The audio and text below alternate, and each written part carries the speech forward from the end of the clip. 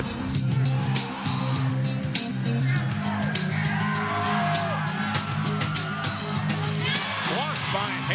the ball pops loose, and Maple Grove's going to have it. Right on in front, they score!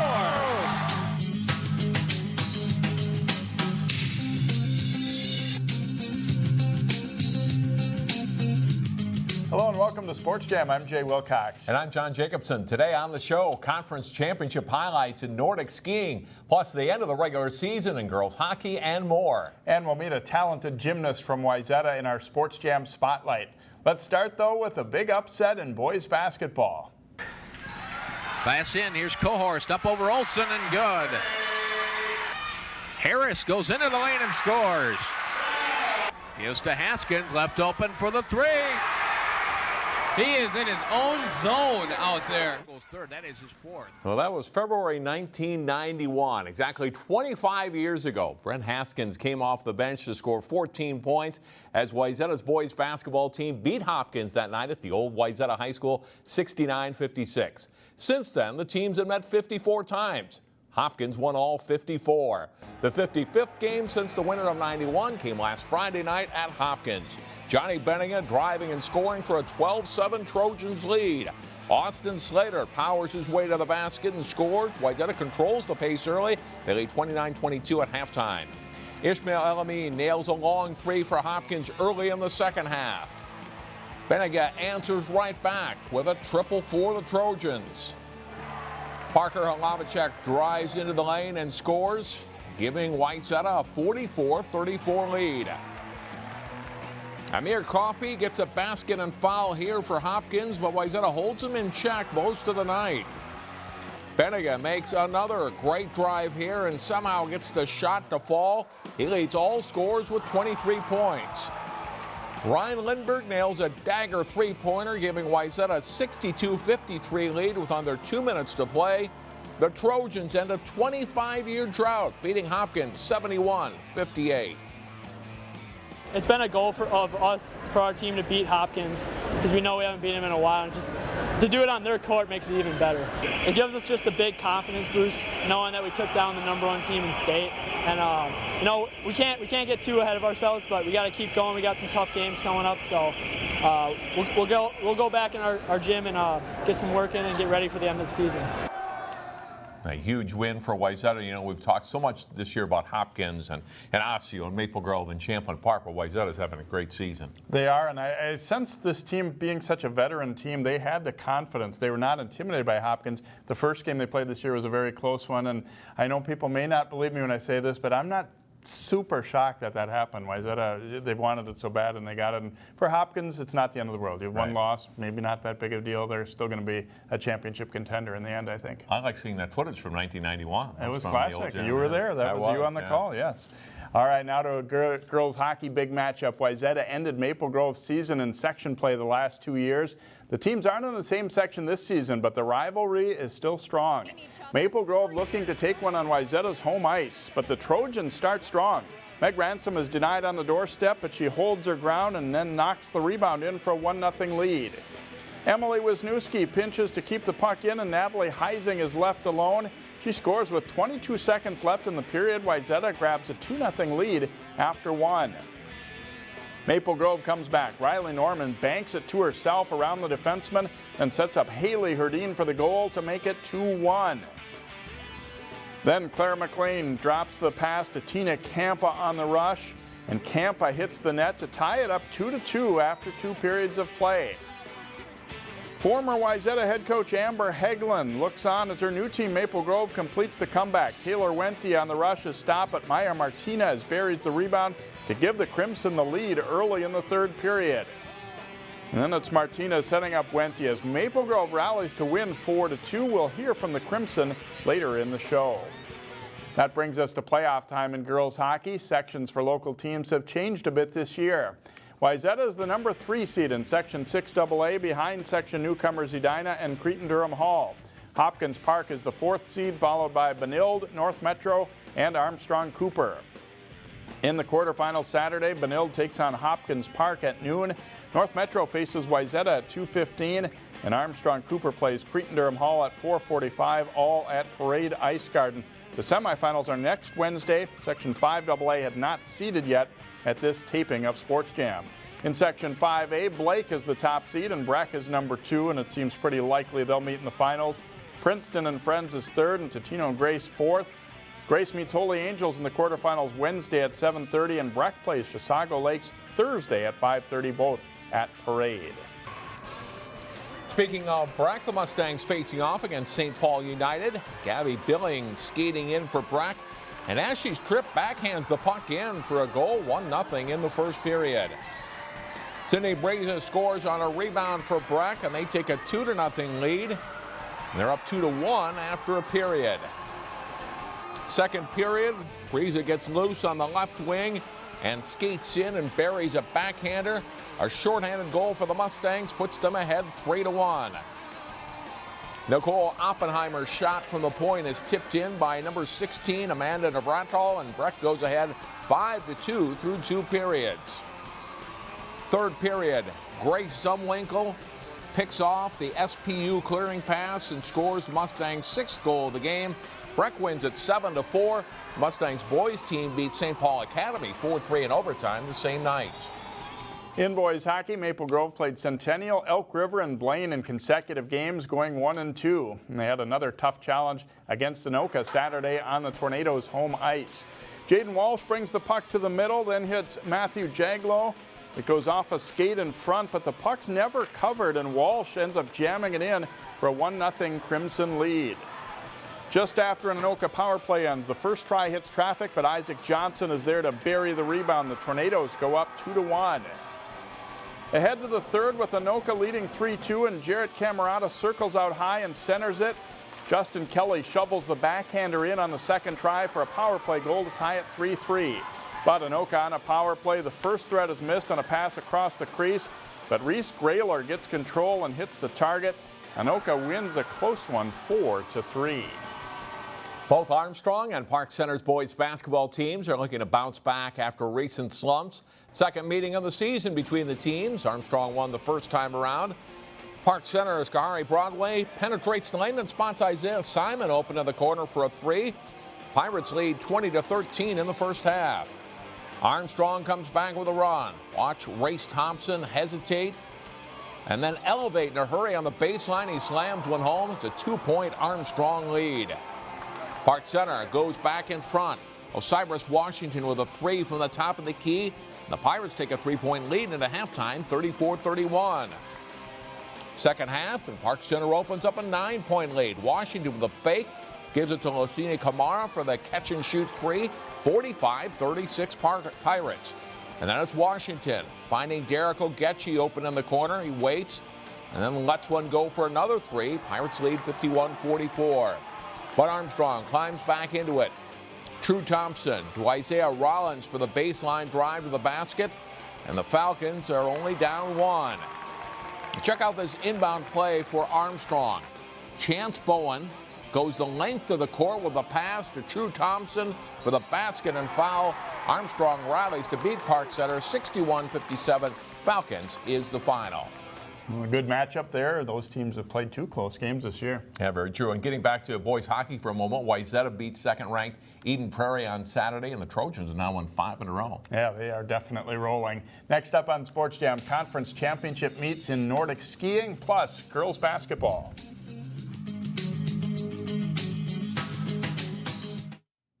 Welcome back to Sports Jam, and time to talk Nordic skiing. Section meets are this week after conference titles were on the line last week. At the Lake Conference Championships, Wayzata sophomore Anders Sonnesson takes first place in the skate race with a time of 16 minutes, 6.97 seconds, and wins the overall pursuit title. His teammate Andrew Mion is second, and Luke Golan is third as the Trojans sweep the top 3 spots. In the girls' pursuit, Hopkins' Claire Benton is the winner, and her teammate Renee Anderson isn't far behind, taking second place for the Royals. Michaela Keller-Miller is third for Wayzata as the Trojans and Royals grab 9 of the top 10 spots. Here's what the winners said about their races. You know, the conference, I think we were second here last year, and so today we were really gunning for having great races, and we delivered, so that's good. The conditions weren't great. It's kind of slushy out, it's icy in spots, but I think our whole team was really confident going into it because we trust our coaches. The Wayzata boys take 5 of the first 9 places to win it. Eden Prairie is second, followed by Minnetonka, Edina, and Hopkins. The Wayzata girls edge Hopkins by 1 point for the title. Eden Prairie, Edina, and Minnetonka are 3, 4, and 5. A dozen Northwest Suburban Conference schools field Nordic ski teams. Armstrong's Dottie Anderson starting first in the skate pursuit race after winning the classic race. In the end, Anderson holds off her teammate Hannah Rudd in a combined time of 33:53.68. Rudd has the best time in the skate race and finishes second in the pursuit. And it is a huge day for Armstrong. Freshman Lucy Anderson is third. The Falcons take the top 5 places and win easily. And it's the boys' turn at Worth. Ian Ivans of Champlain Park starts third in the pursuit race. Spring Lake Park Xavier Mansfield holds his lead and clocks the best time in each race to win in a combined time of 29:58.39. Ivans comes in second for Champlain Park, and right behind him in third is his teammate Luke Crandall, and they lead the Rebels to the team title. Here's what 2 local skiers said after their races. It was a lot of fun. I had a lot of fun on the course today, and I'm just really proud of my team for, I don't know, being so fast. Oh, it was awesome. We had a really good race from the first race. You know, you come out here on the second race, you're tired from the first one, but you just work as hard as you can, and if it falls your way, it's for good. The Champlain Park boys take the conference title with Elk River second, Irondale is third, Armstrong fourth, and Andover fifth. Maple Grove is 8th, Osseo 10th, and Park Center 12th. Armstrong takes 8 of the first 11 spots on the girls' side to easily win. Andover is second, followed by Irondale. Champlain Park is 4th, Maple Grove 5th, Osseo 8th, and Park Center 11th. It's been an up-and-down season for Maple Grove's girls basketball team. The Crimson took on one of the better teams in the Northwest Suburban Conference last Friday when they hosted Centennial. Nice job by the Crimson on this possession, working the ball around, and it ends with an Autumn Malinar hitting a baseline 2-pointer. It's a 6-2 Maple Grove lead. Kenzie Barta lines up a 3-pointer and hits it as the Crimson continue to build their lead. It's 12-4. Next hoop for Maple Grove, and it's Barta getting the bounce on this one and in for another 3, and that basket gave Barta her 1,000th career point, becoming just the 5th player in Crimson history to reach that mark. Congratulations to Kenzie. Maple Grove leads by 8 at the half. Second half, and Barta starts a drive and passes back out to Maddie Tharp for a 3, and Maple Grove leads 33-23. Late in the game, the Crimson running some clock, and Barta dishes to Allie Schmidt, who spins, scores, and is fouled. Maple Grove beats Centennial 55-45 in the team's only regular season meeting. Cooper's girls basketball team is a co-leader in the Metro West Conference. The Hawks were shooting for another win at home as they hosted Benilde St. Margaret's. Yu Long's hitting a 3 for Cooper. She's one of 4 Hawks to score at least 8 points in the game. Off a steal, the Hawks executed a perfect fast break. 2 passes and then a layup for Drew Gaston, and it's 15-4. Benilde was down 3 starters for this game, but Brooke Stanley steps up for them, scoring a game-high 13 points. Cooper extends its lead. A long corner 2-pointer by Elizabeth Hepp helps the Hawks go ahead 33-15 at halftime. More of the same in the second half. Cooper on the run, this time Asia Wheeler. Nice move, splitting the defenders, scores on the layup. Micaiah Harvey picks up a loose ball and takes the ball in for 2 more as she's fouled. Cooper wins it 65-30. The official State Boys Swimming and Diving meet is a month away. The true team meet run by the Coaches Association was held Saturday. Minnetonka takes the top spot in Class AA ahead of Eden Prairie, Egan, and Stillwater. Wayzata places 5th with Armstrong taking 12th place. Breck Lake ties for 2nd place with Sartell St. Stephen behind champion St. Thomas Academy in Class A. and Simley places 4th. And John, now teams have about 3 weeks to get set for sections. That's right. Well, straight ahead in our Sports Jam Spotlight, Jason Melillo profiles talented Wayzata gymnast Andi Puls. Stay with us. The Wayzata gymnastics team has a lot of new faces this winter, but senior Andi Puls has been a constant for the Trojans for 4 years. Jason Melillo profiles the Wayzata senior in this week's Sports Jam Spotlight. Like most competitive gymnasts, Andi Puls started young and put in long hours practicing her sport. She's determined. When she sets her mind to something, she'll do whatever she can to achieve that goal. And that's been the same for the whole 4 years that she's been here. Gymnastics is a passion of mine. I really love it. It's just part of my life. Like, I couldn't not do gymnastics, I feel like. Still, the time commitment and the physical and mental exertion took its toll on Puls. And in middle school, she almost gave up the sport. It got a lot harder. I mean, being in the upper levels too, and just the practices became harder, and you're older, so you kind of are having like a lot more going on in your life, just the pressure and a lot of stuff going on. Puls' perseverance has paid off. On the Wayzata varsity since her freshman year, the senior is aiming to make the state meet for a 4th time this winter. The road back to the state meet won't be easy for Puls or the Wayzata team. The Trojans are in a new section this season where they'll face tougher competition. It's kind of hard because with our previous section, we kind of, going to state 3 times in a row, it's kind of like you expect to go to state again, but now we have a new section, so it's kind of, we don't know what to expect, and I don't know what to expect. So it's really going to be a surprise, but I'm glad to have the experience and like know what the pressure's like to help my team. Puls and her teammates are starting to put it all together at the right time, though, scoring season highs in their last 2 meets. At the Hopkins meet, we really just kind of put our all out there and had a really great meet and had an all-time score, and that was on Thursday. And then this past Saturday, we beat that score by 2 points. So really we've been improving, and it's just exciting. And I found out the score before they announced it, so I was like holding it in. I couldn't tell my teammates. I was like, I know we did really well, but so I mean, it's just, I think like it kind of came as a surprise. Like, we don't really know that we can do that well yet, and now it's kind of like, okay, we can do it. We can get these higher scores, so it's good. If Puls makes the state meet, it will likely be the end of her time as a competitive gymnast. Puls hopes to go to the University of Wisconsin this coming fall, but says she isn't planning to compete at the collegiate level. D1 gymnastics is really competitive, so I don't know if I'd for sure get onto one of the D1 teams that I'd look at, and I'm not really interested in going to a D3 school, so that's kind of where I'm caught. Puls has greatly enjoyed her time as a Wayzata gymnast, and even though that time is quickly coming to an end, she hopes to stay connected to the program for years to come. Wayzata Gymnastics has become like a family for me. I know that I can come back here and hang out at practices when I'm back from college and stuff like that, and like the coaches I've really become close with, and the teammates.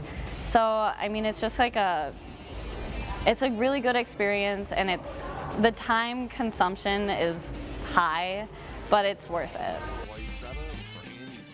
Puls was a member of the Wayzata Showstoppers dance team last fall and hopes to possibly join a dance team or spirit squad in college. John talks playoff girls hockey with the Maple Grove Crimson up next. Welcome back to Sports Jam. The Section Girls Hockey Playoffs start later this week, and Maple Grove will be one of the favorites, maybe the favorite, in the Section 5AA tournament, and they join us now here on Sports Jam. And we'll start with Claire McLean. And Claire, congratulations, first of all, on a great regular season. Tell me what's been the key to the success for this team. Well, we just stay together a lot. We come up with a quote, if you want to go far, go together. I mean, there's a little more to it, but that's the gist of it. Every single time we're in a game, if we're down, if we're up, we're just staying together. No matter what happens, we just keep going. And I think that's been a big part of our success this year. You had a couple of big late regular season wins against Breck and Wayzata. How big were those, giving you a little more momentum heading into the postseason? I think it's huge because we saw the level we can play at, and we know that we can keep getting better from that. And I think it was just so great to see us come together as a team and see everyone from the goaltending up do as well as they can. You won't face Wayzata in the postseason, but was it nice to beat them here after they knocked you out of the playoffs? Yeah, I mean, it's always nice to beat them. It's kind of been back and forth since youth hockey, so it's always good to get a win here. You get a little break before the section playoffs. What do you work on in practice leading up to that first game? I think just game flow and just keeping that moving and always working hard, keeping our feet moving and those kind of things. Good luck in the playoffs. Thank you. Riley Norman, we've got a lot of girls back from last year, but you had some new skaters too. How was that kind of meshed together to make this year's team successful? Well, growing up, you start hockey at such a young age. You kind of grow up playing together, and we've known these girls for years. Even the girls new to the high school program, we've known growing up. So we just are so happy that they're a part of it, and we're just happy that we can do as well as we do. You closed out the regular season with a win against Wayzata. You've gotten good goaltending here in some big games. How much does that help heading into the playoffs, knowing that you can count on that? It's so awesome, and as a defense, I'm always talking to the goalies, like, hey, let me know if I can help you out, or let me know if you can't see or anything like that, and they're just so cooperative and amazing. I couldn't be more thankful. Different section this year. You played some other teams, although you know a lot of them from conference play. What's your take on Section 5AA this year? I think it's still going to be tough no matter what. We just need to go into it thinking that we're going to put up a fight and we can't back down, and we got to play our game that we know we can play. So we just got to be determined and motivated and everything. We were not planning on ending anytime soon. Riley, good luck in the playoffs. Thank you. Head coach Amber Hegland, and tell me about this group of girls and how they've meshed as a team and come together this season for you. I think it's a group of kids who just values being around the rink with one another. We've got some older kids that have played together for many years, and the older kids have been such great leaders with the younger kids, and including them and making sure that they're comfortable, they've got rides, and they're understanding what they need to do and what's the expectation, and it's been just wonderful from the start. You've been around a lot of hockey teams over the years. How important is that leadership that you have success as a team? It's real important. We've had exceptional leadership from our seniors down, both on and off the ice. The seniors, and Claire talked to you about the quote that they chose prior to me even arriving, and I thought it was pretty special and just said a lot about what was important to them, and they display that each and every day to one another and making sure that everybody's a part of the group and they're all doing it together. As you get ready for the playoffs, do you coach the girls any different? But do you try not to put too much pressure on them at the same time? Yeah, no, the pressure's already been put on them earlier on the season. Now it's just fine-tuning and getting some different tools in our toolbox and making sure that we are continuing to grow. And we'll look at game film today, and we'll look at some areas that we can improve upon and kind of point out just as we get ready for the next opponent. Great regular season. Good luck here in the section tournament. Thank you.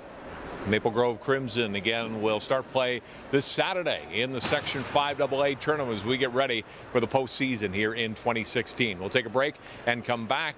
First, here are plays of the week.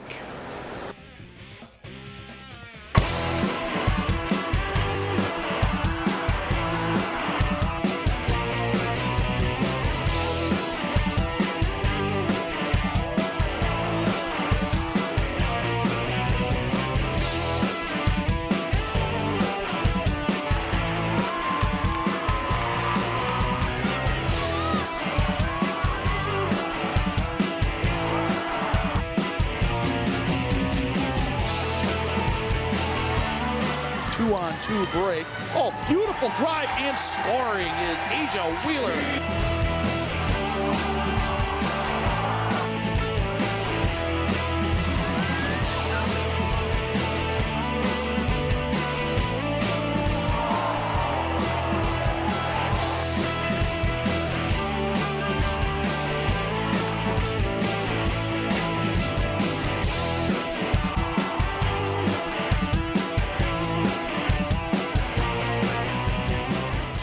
Our game of the week is a great one in boys basketball as Champlin Park hosts Maple Grove in a top 10 matchup. The game is live on Channel 12 and 12.tv Tuesday night at 7, or catch the replay Wednesday at 7. And that will do it for this week's show. Thanks for watching. We'll see you next time here on Sports Jam.